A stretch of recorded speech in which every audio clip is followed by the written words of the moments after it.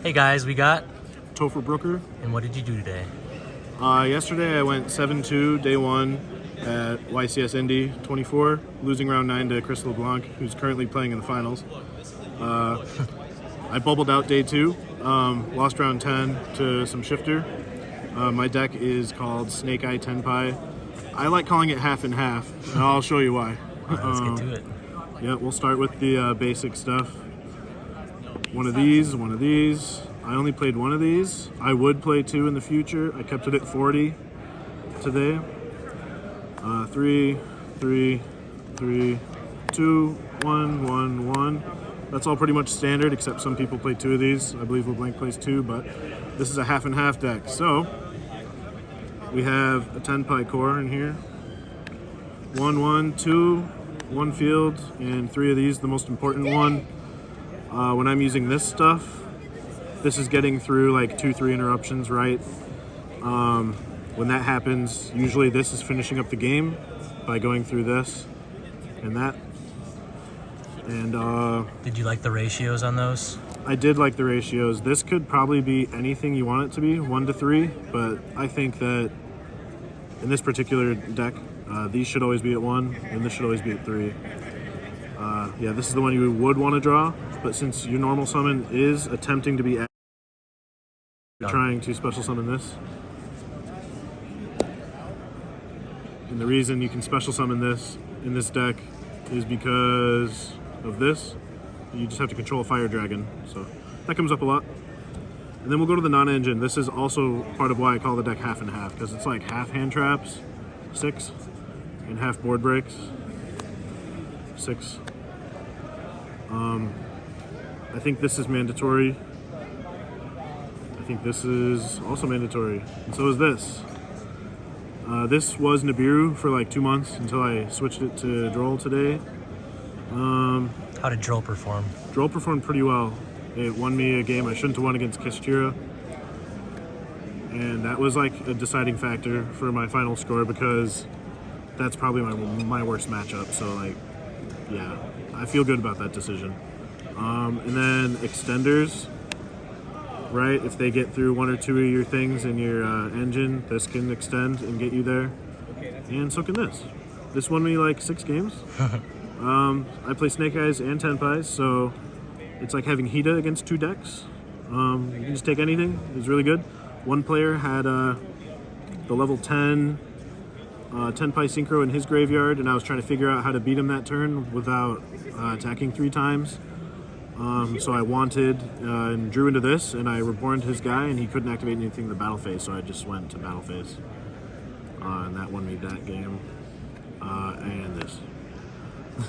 Good stuff. Yeah, when you don't play hand traps, you can play this. Rest in peace.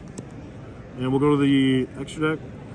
I played Anima for combo, standard Charmers, IP, SP. My friend's trying to win a regional, so he's using my SP now. This was a Black Rose Moonlight Dragon, but I thought this would come up more because it wasn't in the last version of this build. I think it's kind of necessary with some of the floodgates out there. I saw Phoenix a lot today, going against Snake Eye. Yeah, you can win without Phoenix, but I wanted to include it, and it came up like twice. It was pretty good. The Synchros is basically just enough to kill you, so just 1 of each. It's pretty minimal. It gets there though. This I thought about cutting before the tournament, but after the tournament I decided to keep it in because it is pretty good. I got shifted against Kashtira, and they put up like a 6-card board, and I was able to just Black Rose it and put him in top deck mode to my like 3 cards. It was pretty good, and that won me the game. I play Seals. I can make this going first if I don't draw Snake Eyes and I draw the Tenpai cards, and it's good for Metaltronus as well. And then these are my 4s, and obviously Princess. And I didn't summon this at all today, but if Tenpai would have told me to go first, which didn't come up, then I would have summoned that. Yeah, I heard the Fucho was free for going against Tenpai. Yeah, I was kind of scared of it getting tributed by like a Kaiju or something, but that's like the only reason not to play it over the bird. But yeah, so I think the other bird, the Lyrilusk. So we'll go to the side deck. let's see. The standard 2 bestials. They didn't really come up a lot today. I drew this one like 2 or 3 times. It was pretty good. One of the times it was just to have enough damage for game. It was just kind of random. I had banished his ghost over and just swung with it. That's like, honestly, that's real. Like when you're considering this card over Crow, just having 2,500 attack. That's why Pistols are crazy. Was there any times that you'd rather have Crow than those Pistols that you kind of noticed or Not remembered? this weekend, but I also didn't play against Pearly, which is a deciding factor in that matchup because this deck's not really outing a Noir that's already established. Like we're trying to draw this, and this,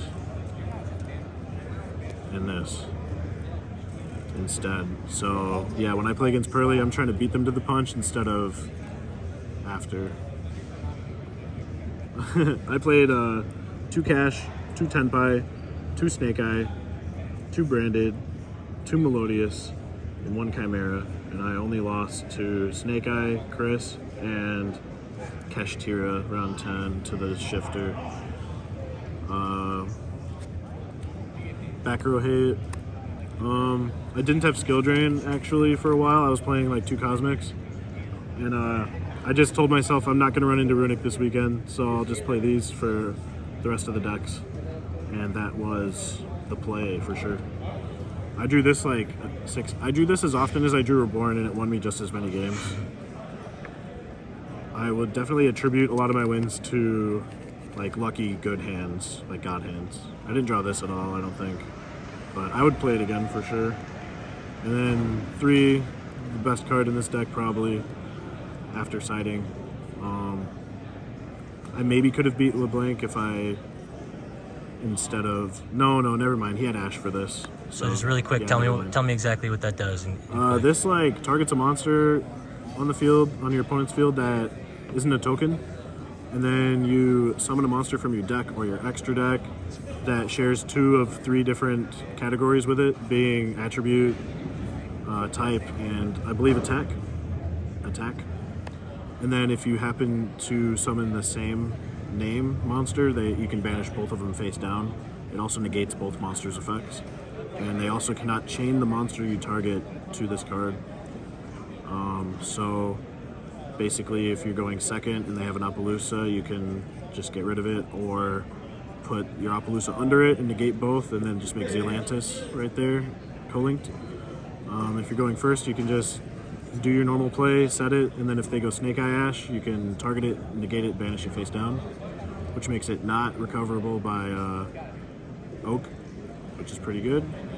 Yeah, especially since you're playing the Snake Eye and the Tenpai, it's nice that you get to... In the comments, you can, like, tell us what else you can do with it, but, like, there's all kinds of things you can do with it. I, at one point, made Tenpai go first. He didn't know I was having Tenpai cards in my deck until game 3, so he was kind of surprised. So he set 3 and summoned this. I banished it. I had the Duster, and he had a Chunder and Graveyard for Hida, and that ended the game. I don't know if I would have been able to do that without the Metaltronus. Just saying. And that's the whole deck, dude. All right. That's it. And then one last question: did you go opt to go first or second? I chose first, and then my plan was to choose second game 3. Gotcha. Very nice plan. Any shout-outs?